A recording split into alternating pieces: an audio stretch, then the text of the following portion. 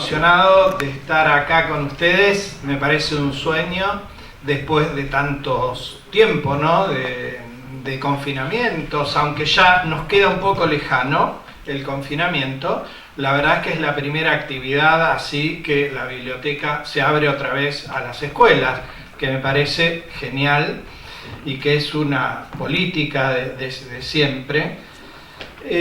Cuando esta mañana salí de casa, caminé hasta el subte y tenía una alegría, y yo digo, qué lindo, ¿no? Porque a veces en el confinamiento decíamos, uy, podemos estar en casa, levantarnos más tarde, y la verdad es que la vida es esto, es madrugar, vestirse, saber que vas a ver gente, educarse, estudiar, que te pasen cosas con los demás, que dialogues, que socialices, que te pelees, que te reconcilies, y eso es lo hermoso de la vida, mucho mejor que estar sin esas impresiones en tu casa, ¿no? Siempre es eso empobrecedor, lo tuvimos que hacer, pero ahora por suerte estamos acá, y eso está bien,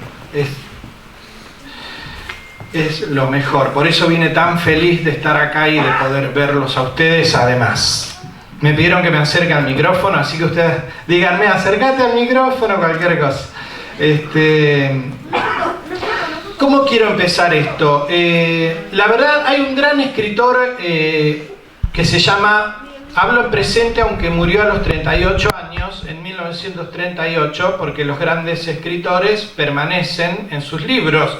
Thomas Wolfe, yo lo conocí a través de este libro que se llama La orgullosa hermana muerte, que lo compré en una librería de usados hace muchísimos años y quedé maravillado. Después descubrí que había escrito novelas y que se lo comparaban con como entre el trío de grandes escritores norteamericanos del siglo XX. Hay un documental de él en Netflix, si alguien lo quiere ver, y sobre todo si a algunos les gusta escribir y les interesa, bueno, búsquenlo, creo que todavía está, yo lo vi en el confinamiento. Bueno, pero yo les quiero leer algo que él escribe, un cuento que se llama Los Cuatro Desaparecidos, 2 páginas nada más, porque era lo que yo sentía cuando se tomaron las islas y yo tenía la posibilidad de ir a la guerra porque había salido sorteado para la Infantería Marina. La Infantería Marina fue la que tomó las islas el 2 de abril. Lo que pasa es que hacía 5 llamados al año, y febrero, abril, junio, agosto y octubre. A mí me tocó agosto, cuando ya te había terminado la guerra. Así que por eso mi libro se llama Nunca estuve en la guerra. Estuve con los veteranos después. Pero, ¿qué sentía yo cuando en los medios de comunicación, que en ese momento eran sobre todo las revistas y los diarios, y no redes sociales como ahora o diarios digitales, sino de papel, claro, había una especie de euforia. Yo me acuerdo que estaba en Morón visitando a mi hermana, aunque vivía en el campo en esa época, porque había terminado la secundaria en Lincoln y había vuelto al campo con mis papás esperando el servicio militar, y cada tanto viajaba. Uno de esos viajes fue para hacer una entrevista a Jorge Luis Borges en su departamento, y otro, creo que en ese mismo viaje después fui a Morón a visitar a mi hermano en Zulma.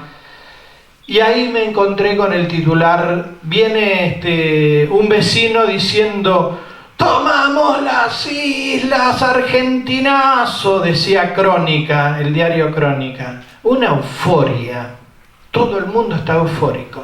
Bueno, y entonces les voy a leer Los Cuatro Desaparecidos, unas páginas que para mí representan lo que siente un joven cuando lo pueden llamar para ir a la guerra.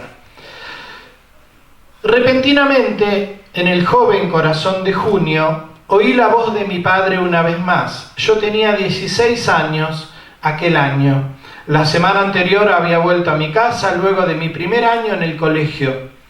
y la enorme emoción, la enorme amenaza de la guerra en la que habíamos entrado 2 meses antes llenaba nuestros corazones, porque la guerra que da muerte a los hombres también les da vida, llena los corazones de los jóvenes con sones y con júbilos apasionados, fluye en sus gargantas en noches cuajadas de estrellas, con el grito furioso de todos sus dolores y todas sus alegrías, y los llena con una profecía tempestuosa y muda que no es de muerte sino de vida, pues les habla de nuevas tierras, de triunfos y descubrimientos, de hechos heroicos, de la fama y de la camaradería de los héroes, del amor de mujeres gloriosas y desconocidas. Les habla de triunfos brillantes y espléndidos éxitos en un mundo heroico y de una vida más afortunada y más dichosa que aquella que hasta entonces han conocido.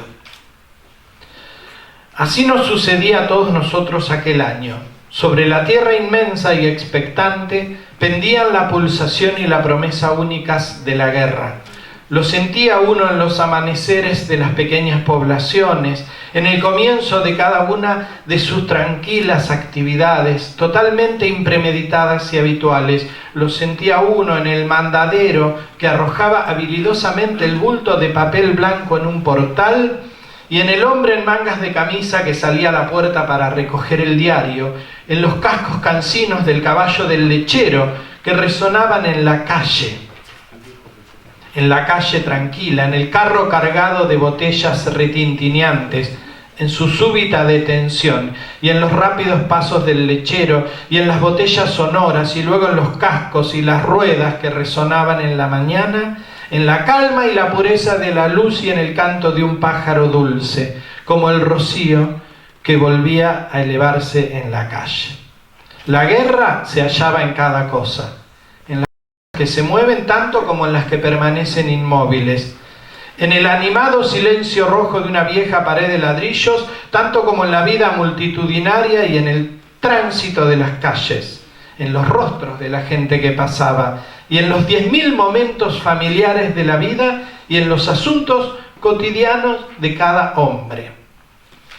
Y la verdad que podría seguir leyéndoles, y en este tono casi exultante, representa cabalmente lo que nos pasaba a los chicos de 18 años ante lo que veíamos en los diarios, que la guerra era una especie de paseo donde íbamos a comer chocolates, donde la gente nos iba a mandar cartas hermosas y donde, como en los mitos griegos, íbamos a tomar territorios con esas promesas, no como cuando se tomó Troya. También ahí se complicó, ¿no? 10 años de sitio y después algunos héroes como Ulises 10 años para volver a casa y la mayoría, maldecido por los dioses, murió trágicamente, de los griegos que tomaron Troya. Pero yo quería rescatar ese sentimiento precisamente para ahora contrastarlo con algo muy leve, muy sutil. Palatinus fue un chico del Chaco que yo conocí en la enfermería de la Fuerza de Apoyo Anfibio en Puerto Belgrano. Le faltaba una pierna. Y para nosotros era un héroe porque había perdido una pierna. Esta ya se acerca más a la realidad. Una cosa es lo que uno siente romantizando y otro es lo que pasa después. Y es muy tenue para lo que realmente es la guerra. Mucho más que un héroe. Palatinus.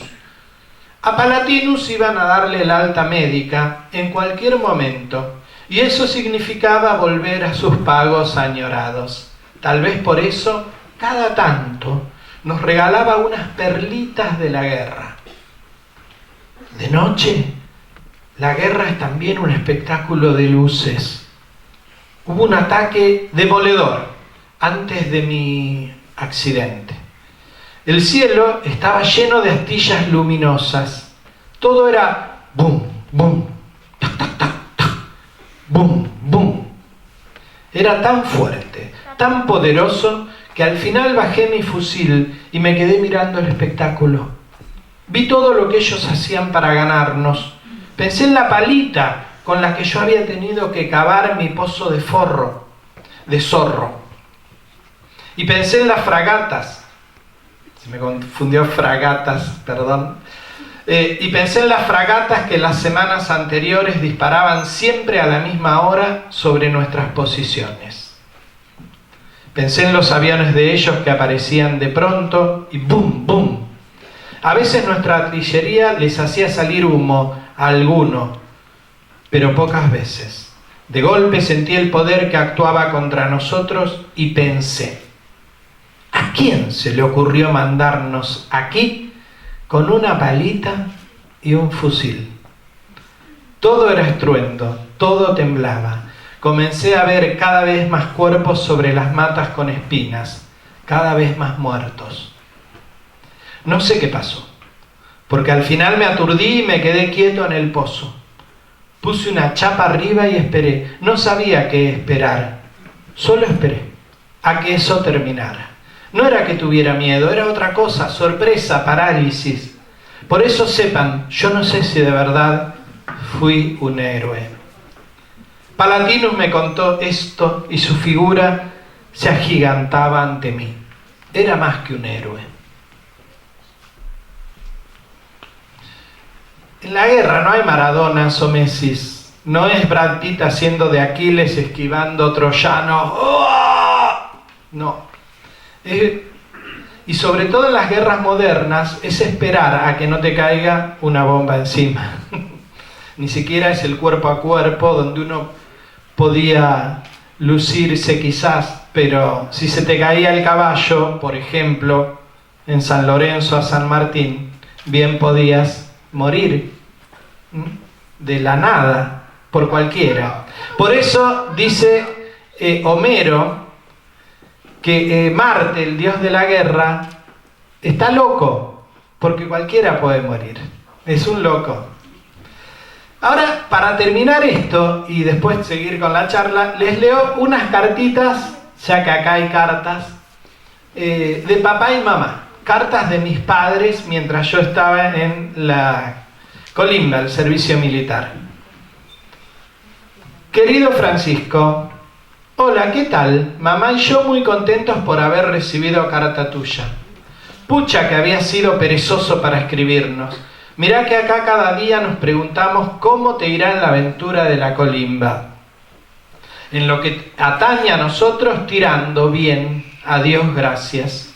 Vos sabés que con mamá tenemos un viejo sueño de ahorrar para tener una casita en el pueblo. Si fuera por ella, con su optimismo, ya hubiéramos sacado un crédito en el banco para tal fin.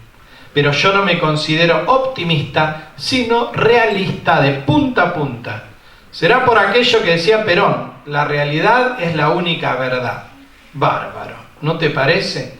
Hay que meditar mucho antes de dar un paso tan grande. Pero quédate tranquilo que con mamá nos llevamos bien y estas diferencias que te acabo de contar no son nada graves. Somos felices precisamente por discrepar en algunas cosas, de lo contrario sería muy aburrido. No tardes tanto en contestar, espero que sigas muy bien sirviendo a la patria y con todas las responsabilidades en la enfermería. ¿Qué tal, el Francisquito enfermero? Hasta pronto, un abrazo fuerte, papá. Querido hijito, gran alegría nos dio recibir tus noticias, espero que esta te encuentre bien. Tu cariñosa cartita y saber que estás tan contento nos da mucha tranquilidad. Hoy junté muchas nueces, todos los días junto un poco y también ciruelas.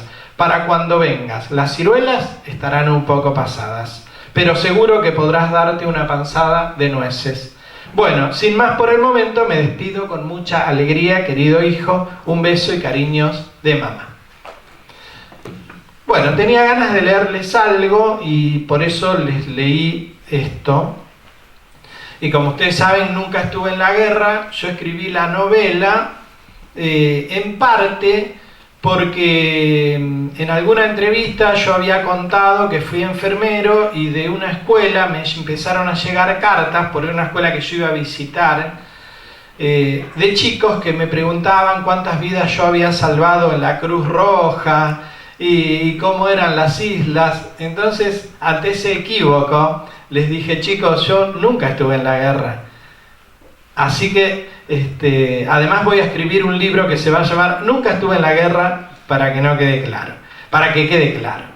Igual no queda claro porque muchas veces me siguen creyendo que yo estuve en las islas.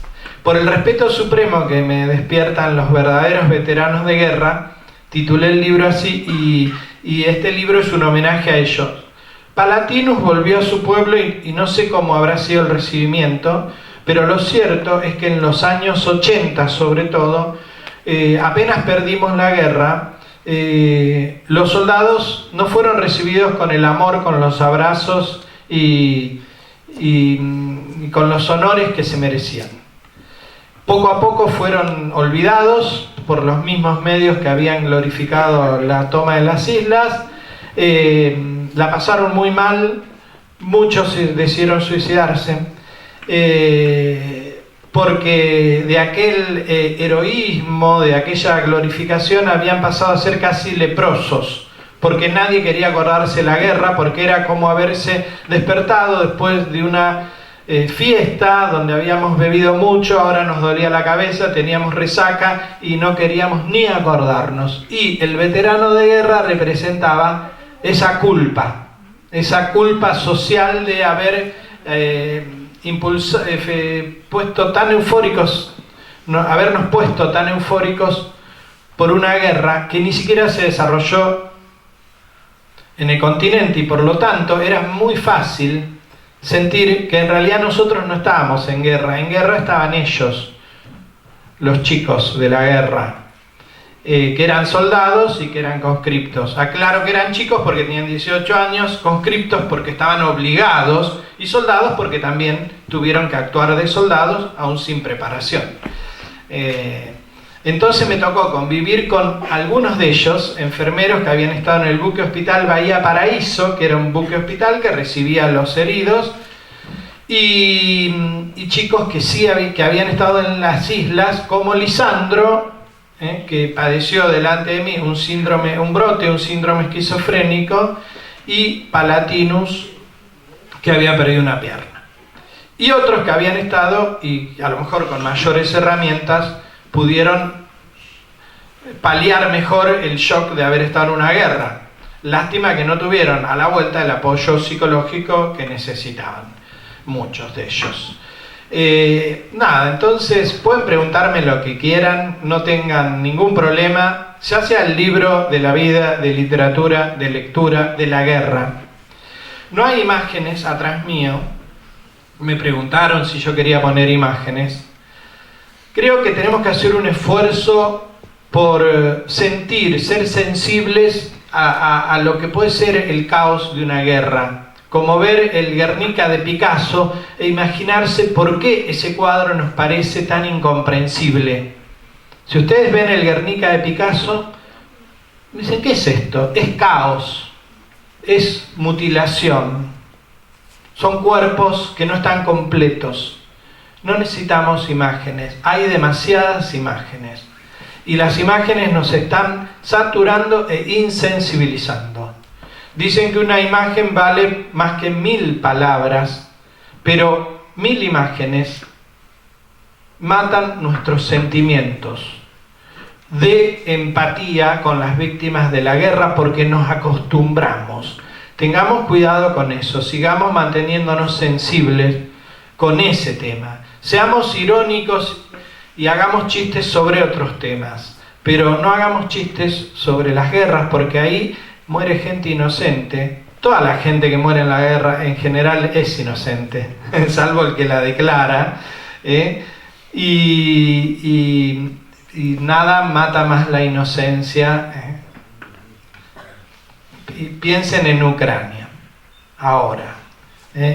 Entonces, sigamos siendo sensibles. Somos, digamos, la conciencia del universo. El Homo sapiens tiene la capacidad de ir cambiando su conducta de animal violento por un animal consciente, donde cada vez se tiene en cuenta la inteligencia y la sensibilidad más que la fuerza bruta. Por eso nosotros nos pudimos desarrollar y expandir los cerebros, porque somos animales con conciencia, con capacidad de discernir, con capacidad de saber lo que está bien y lo que está mal. Entonces nuestra responsabilidad es esa. Yo estoy seguro que con el paso de los siglos no van a existir más las guerras y se va a convertir en tabú la guerra. Pero mientras tanto estamos atravesando esto. Y nuestra conciencia, nuestra sensibilidad va produciendo eso, que cada vez los estados se atrevan menos a declararse las guerras unos a otros. Estamos en un país que en el siglo XX hubo dictaduras tremendas, pero no habíamos tenido guerras hacia otros estados. Y un loco, un irresponsable y un criminal como Galtieri y los otros militares que lo apoyaron declararon una guerra para intentar permanecer en el poder más tiempo. Le salió el tiro por la culata, pero a un costo muy caro para la sociedad argentina. Ahora estamos en democracia y eso es una gran cosa. Hay 1000 cosas que tenemos que mejorar como país, pero estamos en democracia. Bueno, no se asusten si estuvo un poco serio, ¿eh? A ver. ¿Por qué llegaste a la enfermería si vos no tenías ninguna experiencia, no? Como la mayoría de las cosas que me pasaron, fue por casualidad. Yo hice un curso de dactilografía en Lincoln y necesitaban un furriel. El furriel era como un secretario administrativo de la enfermería. Y ahí no me hace mucho honor, pero yo vi que en la enfermería se lo pasaba mejor. Todo estaba limpio, los dentistas o los médicos habían sido civiles que después le dieron como oficial, un cargo de oficial, eran tenientes, pero tenían una formación civil. Entonces el trato era más ameno con nosotros. Todo estaba limpio, nosotros lo limpiábamos. Y entonces yo tenía que trabajar 8 horas y después volver a los batallones, dormir con 1000 personas. Y bueno, poco a poco me fui quedando en la enfermería. Me costó un calabozo un par de veces, lo cuento en la novela, pero de tanto verme ahí había un cabo, el cabo Manrique, lo cuento cortito, que le gustaba mucho jugar al ajedrez. Y estaba jugando con el conscripto de guardia que había hecho el curso de enfermería en Río Santiago. Yo nunca. En Río Santiago era donde se hacían los cursos de enfermería, los conscriptos y después eran enfermeros. Yo no hice el curso ese. Pero ese día estaba ahí y me dice, Baccarini, ¿usted sabe poner vacunas? Porque él estaba jugando al ajedrez con el conscripto de guardia. Yo le digo, no, bueno, agarre esa almohada y practique. Y el pobre conscripto que tenía que vacunar miraba. Estaba ahí. Así que de verdad, probé en la almohada y lo vacuné, fue mi primera vacuna y el chico estuvo rengo una semana. De verdad. Pero después vacuné batallones enteros, por ejemplo contra el tétanos, había que vacunar a todos los conscriptos y suboficiales. Siempre me acuerdo que un suboficial me dijo, esta es su venganza, soldado, ¿no? Pero bueno, aprendí a tomar la presión, a vacunar y a tomar la fiebre. Y cuando algo se complicaba, lo llamaba al suboficial enfermero y si se complicaba más, se lo enviaba al hospital naval en una ambulancia. Así que no era tan complicado, pero así yo empecé a hacer guardias como si hubiera hecho el curso. Y por eso compartí todo de los 14 meses... Casi un año con enfermeros de verdad y dormía en la enfermería con los enfermos. No volví más al batallón. Cuando tocaba la colimba, como se les hizo, como se dice bien, no colimba, se hizo militar, uno trataba de acomodarse y estar lo más ameno posible. Sí, no llamar la atención. No era muy fácil estar. No había que llamar mucho la atención. Eso me dijeron, no llames la atención. Si te llamabas mucho la atención o te veían capacidad de líder, te ponía como furriel de pequeños batallones, era una responsabilidad. Si estabas discreto, eras discreto, no te tomaban ni para el churrete, ni para bromas, vos tenías que pasar como desapercibido. Pero lo que pasó es que cuando llegué del Pereira Iraola y enfrente al parque a Puerto Belgrano, llamaban a todos para ir, batallón de comunicaciones, batallón de campaña, todos batallones de artillería, y a mí no me llamaban, y quedé último. Y entonces me dijeron que era para ser furriel en el departamento sanidad, que era la enfermería. Tuve esa suerte gracias a que hice un curso de dactilografía, que lo hice para poder escribir a máquina cuando todavía no había computadoras. Entonces puedo decir que la literatura siempre me ayudó a obtener un lugar mejor en la vida, en todo sentido, la lectura, los libros. A mí me dieron una herramienta que no buscaba. Yo leía porque me gustaba leer, pero siempre me ayudó. Fue como un salvoconducto para mí la literatura. Te podés expresar mejor, y en este caso aparte muy práctico, porque yo sabía escribir a máquina y necesitaban a alguien que escribiera a máquina, ¿no? Acá hay una pregunta. Sí, perdón. Cuando te dieron la baja, ¿lo volviste a ver a Lisandro? Lamentablemente no. Si ustedes leyeron el libro van a ver que en una Navidad yo lo cuidaba, lo bañé muchas veces, porque Lisandro tuvo un brote y después con la medicación se movía muy rígido, le tenía como miedo al agua. Un día vi que tenía una crosta de caspa en la cabeza, nadie se ocupaba mucho de él. Entonces yo me empecé a ocupar personalmente, ya que no solo cuando estaba de guardia estaba en la enfermería, sino el resto del tiempo.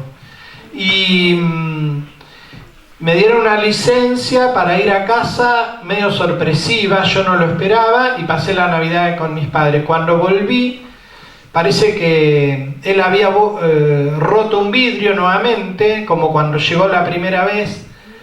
Le habían dado a beber sidra con la medicación por las fiestas, ¿no? Y con la medicación a él eso le provocó otro desarreglo. Y no lo vi nunca más. Me dijeron que había ido al Borda y bueno, fue muy, muy triste. No sé qué fue de él, de su vida. Tampoco de Palatinus. Sí. ¿Realmente existieron Quito, Lupe y Heidi? Sí, Quito con su nombre real. Quito González era un compañero mío de secundaria. Y él estaba re deprimido, era un chico muy mimado. Yo venía de las perezas del campo, después en la secundaria había vivido en pensiones, tenía por ahí más recursos, pero Quito había sido un niño que había sido criado entre algodones, se quería matar y lo mandaron a Río Gallegos, después al fondo allá, al fondo visto de este lado del mapa, ¿no? Digo, bueno, a Río Gallegos, que era un clima tan diferente a la Pampa. Y Heidi después se hizo famosa, es Daisy, como Daisy My Queen, que fue una locutora de una FM que se llamaba FM Hits. Y en los fines de los 80 y 90 se hizo una celebrity. Y era la presidenta del club de admiradoras de Queen, súbditos de la reina, ¿no? Queen, se sabía todo. Después se fue al Rock in Rio, ahí la tomé en serio, porque yo pensé que estaba simplemente loca. Pero después vi que no, estaba un poco chiflada, pero además actuaba, cenó con Brian May, creo que Deacon es el otro integrante con el que cenó, John Deacon, no con Freddie Mercury porque era muy estrella y ella lo amaba, ella estaba absolutamente enamorada de Freddie Mercury, y su idea de vida perfecta era casarse con Freddie Mercury. Había escrito una novela donde Freddie Mercury le declaraba su amor y todo eso. Bueno, esa, de todas las cartas que me enviaron al servicio militar, sobrevivió una carta de Daisy muy larga, que yo la dividí y fue como la nota de humor de Nunca estuve en la guerra, porque eran cartas muy divertidas las que ella me enviaba. Y Lupe me dijiste, en realidad se llamaba Pascua. Yo no le quise poner Pascua para no delatar, porque hay pocas personas que se llaman Pascua. Fue mi novia de Punta Alta. Pascua ahora está casada y se descubrió en el libro. Porque su hija leyó Nunca estuve en la guerra en la escuela. Imaginen, esto me lo escribió en el 2013 a través de Facebook. Bueno, así que fue un poco como un hogar para mí haber tenido a alguien como Pascua, porque era totalmente diferente aparte, les quiero decir, los colimbas en Punta Alta éramos rechazados por todas las chicas en los bailes, porque ellas querían salir con jóvenes también, pero que fueran oficiales, que se quedaban ahí. Nosotros íbamos a estar unos meses y después nos volvíamos a casa. Y de hecho yo un día me tomé el tren cuando me dieron la baja y no me despedí de Pascua. Me pude despedir muchos años después cuando salió el libro. Pero bueno, uno decía, ¿querés bailar? No, en esa época la sacábamos a bailar. No. Y el milagro fue Pascua. El milagro de Pascua.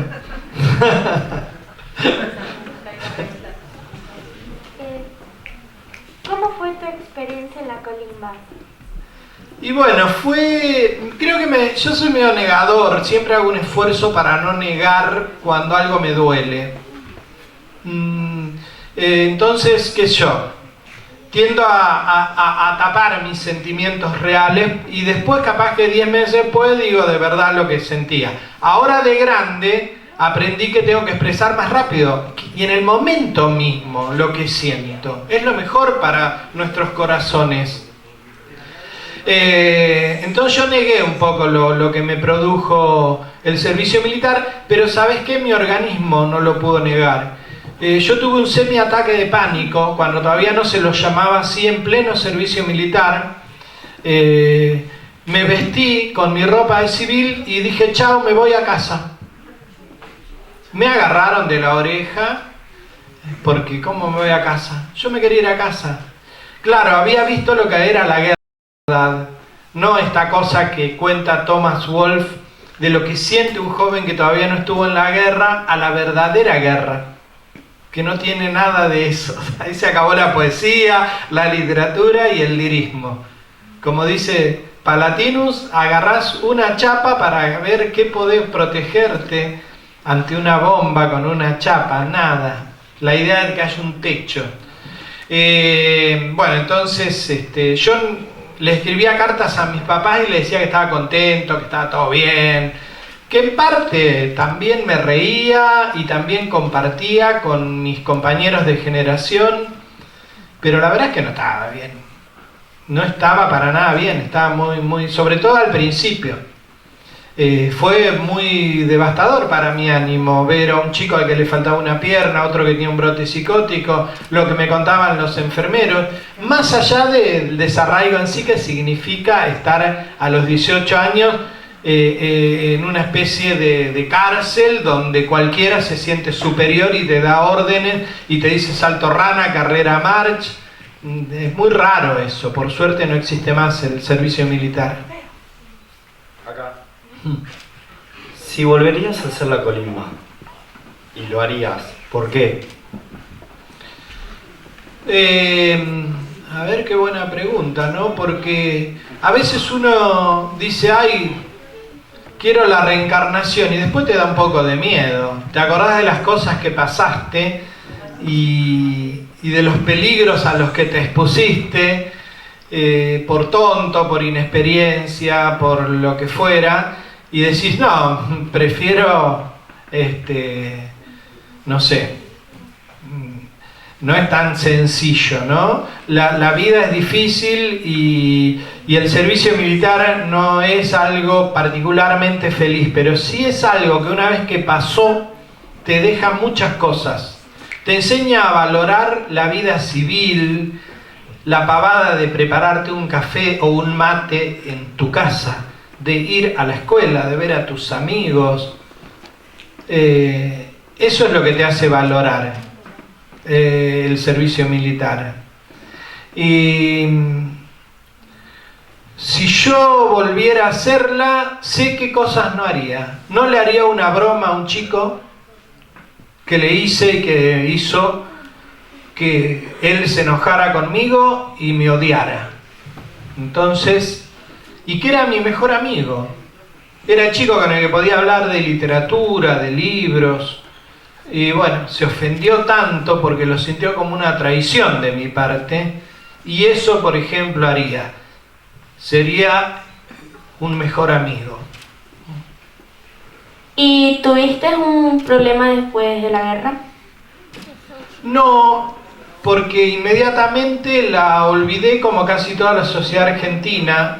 Yo en los 80 no escribí ningún poema sobre la guerra. Recién a fines de los 90 empecé a pensar en la guerra. Y no, estábamos también en una etapa de la vida en que uno es más... Para mí era venir a vivir a Buenos Aires, estudiar periodismo, empezar a formarme como escritor, trabajar, ser independiente, no depender más de mis padres. Era toda mi energía estaba puesta en eso. Yo era muy feliz de cobrar un sueldo y no pedirle más plata a mis viejos. Y a la vez de intentar estudiar, pero me di cuenta que letras no era para mí, que yo prefería ir a talleres literarios y bueno, estudié periodismo, trabajé un tiempo de periodismo, pero me di cuenta que también me humillaba ser periodista porque yo quería inventar. Y cuando sos periodista no tenés que inventar, tenés que informar, más allá de que a muchos periodistas eso no les importe. Yo preferí preservar mi dignidad porque las palabras para mí eran para contar historias. Historias que después con el tiempo son mucho más reales que las noticias de los diarios. Porque si hoy queremos saber cómo se vivía en Rusia en el siglo XIX, basta con leer Ana Karenina de Tolstoy. Y es mucho más real el cuadro, el fresco de la sociedad rusa, esa novela, que cualquier diario que se podría escribir en esa época, o periódico, o revista. Las novelas de Tolstoy nos cuentan cómo se vivía en Rusia, los cuentos de Chekhov, por decir, o Flaubert, de cómo se vivía en Francia, en Madame Bovary, por ejemplo, ¿no? O cualquier historia de Balzac, la comedia humana, las cientos de miles de palabras que escribió Balzac son mucho más realistas que cualquier información de un diario. Porque a la larga el escritor siempre da un fresco de su época. Aunque invente personajes, cree diálogos ficticios, está hablando de una realidad más profunda que la mera información de cómo salió River o Boca, o de quién ganó las elecciones, o de la pelea entre dos líderes políticos, etcétera, que termina siendo después, como para la historia, puro chusmerío. Pero ¿cómo vive la sociedad? ¿Cómo vivimos nosotros, los que no salimos en los diarios? Esos están en las novelas. Bueno, yo vengo al colegio, al Club Atlético Independiente, y mi pregunta es, ¿qué sentiste al volver del servicio militar? Primero me asombró lo que no sentía. Yo estaba en el tren y digo, estoy volviendo a casa, aunque mi casa era volver a una futura casa, porque mi casa ya no era la casa de mis padres, ya no era la pensión donde vivía en Lincoln, iba a ser por un tiempo el departamento que alquilaba mi hermana, después yo me iba a alquilar un departamento acá en Buenos Aires. Entonces estaba como anestesiado, por esto que les decía. Un gran trabajo a lo largo de mi vida es que mis sentimientos se expresen en vivo, ahora, in situ. O sea, me dijiste algo que no me gustó, me pongo triste, ahora. Me enojo, ahora no, 10 horas o 10 meses después. Vivir en el momento mismo enteramente, con todo nuestro bagaje, con nuestras emociones. Y yo ahí no, venía en el tren como anestesiado y digo, ¿por qué no siento nada? Yo creo que a veces somos como las tortugas, ¿no? Nos escondemos en una caparazón, y bueno, eso hacía yo también en esa época. Una pregunta. La pregunta es que ¿Qué actitud tuviste cuando fuiste al hospital y tuviste que recibir a los soldados heridos? Sí, y aclaro que era una pequeña enfermería de una de las tantas unidades o batallones que hay en Puerto Belgrano, que es enorme, ¿no? Es la base naval más grande del país. Ahí está el puerto donde están las fragatas, los destructores, y ahí están los diferentes batallones de la infantería marina. Yo estaba en uno que llamaban Fuerza de Apoyo Anfibio, FAPA, y iba al hospital. Era hermoso ir al hospital, porque nos íbamos en la ambulancia, era una pequeña aventura. Cuando íbamos con Palatinus, que le faltaba, él se tenía que hacer un tratamiento de control en el hospital, entonces yo trataba de ir siempre colado en la ambulancia, porque era un paseo, y aparte el hecho de que Palatinus fuera un héroe de guerra, nos permitía, por ejemplo, entrar al puerto, cosa que los colimbas rasos no podíamos hacer en la ambulancia, y paseábamos. Yo cuento en un capítulo uno de esos paseos de la novela.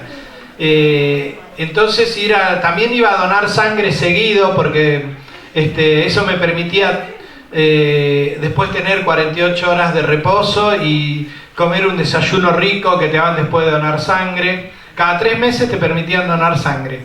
Yo cada 3 meses donaba sangre. Pero era porque era una aventura también. Todo lo que saliera de la rutina estaba bueno. Y lo más lindo que me quedó de la Fuerza de Apoyo Anfibio eran esos paseos de cuando entraba por la Guardia General, cuando había salido. Una vez fui a ver un hospital, se mezclan las palabras, un recital de Spinetta. Dije Espital, mezclé recital con Spinetta. Un recital de Spinetta en Bahía Blanca. Y era hermoso después volver de noche y caminar por esos campos. Yo sentía que estaba como en la luna, no sé. Era una gran aventura. Era lo más lindo que me pasaba en el servicio militar. Pero ir al hospital era lindo, pero en la enfermería, que era donde conviví con los chicos, bueno, me fui dando cuenta después que fue un privilegio, porque yo supe de primera mano lo que ellos habían vivido en la guerra. Y los admiré mucho, porque no se habían ido a sus casas después de la guerra. Increíblemente, tardaban mucho en darles la baja. O sea, en que ellos pudieran volver a su casa, incluso después de una guerra. El que estaba herido no, porque no le podían dar el alta médica, ¿no? Entonces no podían mandar a un herido sin recuperación a su casa, porque la Fuerza Armada era responsable de su bienestar. Entonces, hasta que una junta médica no dictaminaba que ya estaba bien y que el tratamiento había terminado, no lo mandaban a su casa. Pero los enfermeros que habían estado en el buque hospital Bahía Paraíso no se fueron a su casa, tardaron meses en irse a su casa, y eso me sorprendió mucho. Y el aplomo que ellos tenían era algo que me producía mucha admiración. ¿Cuánto tiempo trabajaste en el hospital?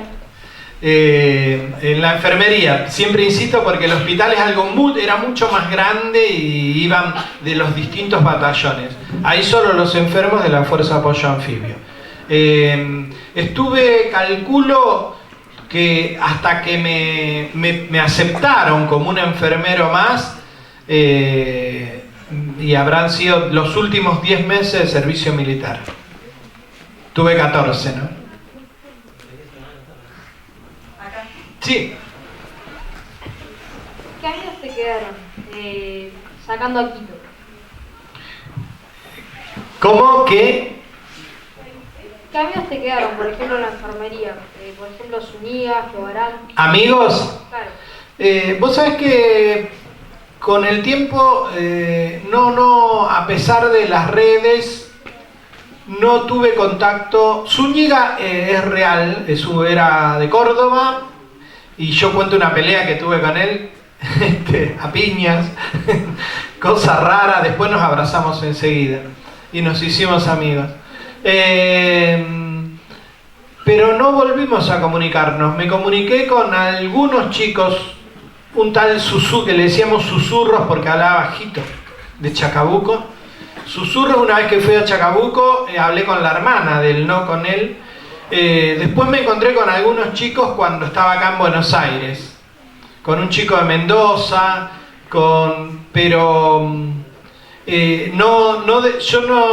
el culto, digamos, o la nostalgia, no lo desarrollé. Para mí lo mejor es haber escrito un libro. No he hecho un culto de la nostalgia del servicio militar. Pero mi forma de no olvidarlos va mucho más allá de la anécdota mía personal, sino es haber escrito un libro para que ellos estén presentes de algún modo. ¿Qué cambió dentro de usted luego de la colimba? Viste, yo creo que es imperceptible eso. La vida te va moldeando, te va transformando de un modo u otro, ¿no? Al haber ido a la guerra me transformó en algunas cosas. Por ejemplo, lo más importante es en ser un pacifista absoluto. O sea, nunca la guerra es necesaria. Nunca, nunca, nunca. Aunque Borges dijo, una guerra defensiva sí se justifica. Claro, si te atacan de otro país, tenés que defenderte. Sería el único caso. Pero después, por suerte, vivimos en un continente que no ha hecho un culto en el siglo XX y en lo que va este siglo, salvo algunas guerras breves, no. Hubo las batallas de la independencia, el siglo XVIII, y la guerra de la Triple Alianza, que dejó un tendal terrible de muertos entre países hermanos. Pero después en el siglo XX, en el siglo XXI, somos un continente, por suerte, bastante pacífico. Hubo algunas pequeñas guerras, nada más. Y lo que cambió, estoy seguro que me cambió muchas cosas, pero es difícil de saber uno, ¿no? Pero creo que me hizo un poco más responsable. Más responsable ante la vida humana, ¿no? Ser más piadoso y ser más pacífico y más cuidadoso con las víctimas de guerra, que no son solo los soldados, sino sus familiares, sus amistades, y así hasta conformar una sociedad entera, ¿no? ¿Dónde habías conocido al oficial, si no me equivoco, Mamani? Bueno, ese está inspirado en un suboficial, perdón, es el mujeriego, si no me equivoco. Estaba el suboficial Carballo en la vida real, que ahora no me acuerdo si le puse el nombre real, pero él me quería mucho porque yo tenía 4 hermanas. Era la persona más mujeriega que yo conocí en mi existencia, al punto de arriesgar su vida, literalmente, pero la épica de su vida era esa, cada cual es una épica triste. Tengamos otras épicas un poco más honorables que esa, pero bueno, él era así, lo necesitaba porque quizás la vida se le hacía insoportable de otro modo. Es una forma de escaparse de uno mismo, como dice una canción, una de las primeras canciones del rock nacional, de nada sirve escaparse de uno mismo, cantada por Morris. Es una forma de escaparse de uno mismo. Pero era divertido, sí, era divertido. Pero poco confiable. Mal amigo. ¿Tenías una buena mirada sobre el tema o fuiste por obligación? Al servicio militar. Todos queríamos no ir. El tema es que después lo tenés que aceptar porque en esa época era inevitable. Muchos se salvaban por número bajo, otros porque tenían eran cortos de vista, cosas así que te ayudaban a zafar. En mi caso no, y bueno, después romanticé un poco la idea del servicio militar, pero fue devastador en mi ánimo. Imagínate, yo estaba en Lincoln con mis amigos, al otro día me fui a un batallón de Junín. Ya ahí nos empezaron a gritar. Después nos tomamos un tren, Ya ahí éramos como prisioneros de guerra que íbamos a una especie de... bueno, no quiero puerilizar tampoco eso, ¿no? Porque eso sí fue mucho más horrendo y atroz, los campos de concentración, pero te sentías un poco que eras un prisionero. Y en ese viaje me acuerdo que me encontré con un poeta, que eso sí me encantaría ver qué es de su vida. Yo no sé, ustedes si alguna vez van a leer a Rimbaud o Rimbaud, como lo quieran pronunciar, ese poeta francés que solo escribió hasta los 18 años y después se retiró a hacer negocios. Él quería ser rico. Dejó la poesía, bueno, negocios dudosos también, pero Rimbaud escribió poemas de Una temporada en el infierno, por ejemplo, y para mí era un pequeño Rimbaud. Era un chico que le brotaba el talento, ¿no? Y decía, tenemos que hacer no sé, como una sociedad secreta de poetas en el servicio militar. Pobres, ni siquiera sabíamos a dónde iba a ir cada uno. Uno iba para Río Gallegos, otro para Bahía Blanca, otro para La Plata. Y hablaba con unas palabras tan hermosas que no me olvidé nunca de él. Era ese destello que uno ve de talento, aunque él, y que yo siempre supe reconocer en los demás. Y bueno, nunca más lo vi. Esa sociedad secreta fue tan secreta que ni nosotros nos enteramos. Franco, mira, acá estoy. Sí. Hay como 5 o 6 manos levantadas, pero lo cierto es que estamos con el horario un poco justo, cada una de las Prometo dos escuelas. responder las que pueda con 3 palabras Bien. cortitas. Ahí está, así pueden estar. En tu momento, hoy en día te preguntan si hubieses querido ir a la guerra y vos decís que no. Pero en algún momento en el que estabas en la colimba, si te preguntaban, ¿dijiste que sí? O sea, ¿quiero ir a la guerra? ¿Dijiste o siempre fue la negación? Fue antes de conocer lo que era la guerra, yo quería ir a la guerra. Cuando fui a la enfermería y vi lo que era la guerra, no, ni loco. Eso está clarísimo. Sí. Hola, soy Ciro Nogueira y te quería preguntar si te recordás de alguna experiencia turbia que tuviste en la colimba. Bueno, una fue que cuando todavía no estaba del todo asimilado a la enfermería, tenía que ir a la formación nocturna de los batallones en la plaza de armas y yo me escapaba siempre, como un chico travieso. Y una vez con un amigo nos escondimos atrás de unos arbustos para no tener que estar en esa formación. Y nos descubrió un cabo, y nos apuntó con un arma y nos llevó al calabozo, haciendo salto a rana. Esa fue una de las cosas turbias que tuve en la colimba.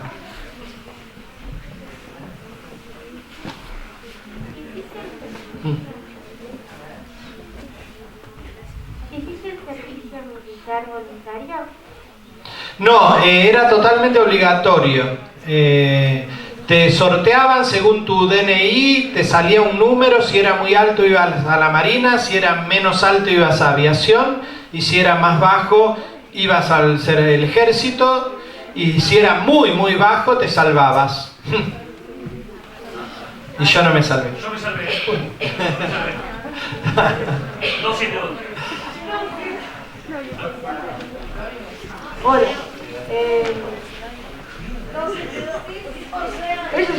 ¿Qué sensación tuviste al escribir el libro? De reparación, porque a mí me gusta mucho más escribir novelas policiales, de ciencia ficción, fantásticas, inventar historias, pero acá iba a hablar de algo muy difícil de contar y aparte muy biográfico. Entonces lo hice, ¿sabes por qué? Porque me había conectado con el dolor. Tuve una pancreatitis que casi me muero y eso me hizo reflexionar sobre qué libro debía escribir sí o sí, que me había quedado pendiente, y por eso escribí Nunca estuve en la guerra. Franco, quizá quieras decir algo como para cerrar. No, bueno, acompañando eso, yo, como les dije, vine contento y me voy feliz y nada, la verdad que también sentí la atención de ustedes, el respeto con el que escucharon y la participación, y eso debo decirlo, no es una excepción. Creo que ustedes siempre están interesados cuando se les habla desde la autenticidad. Creo que es el secreto, ¿no? Yo por eso les perdí el miedo. Mentira, nada, les perdí el miedo a la juventud. Pero es cierto, siempre hablo con la verdad, con la autenticidad de mi vida.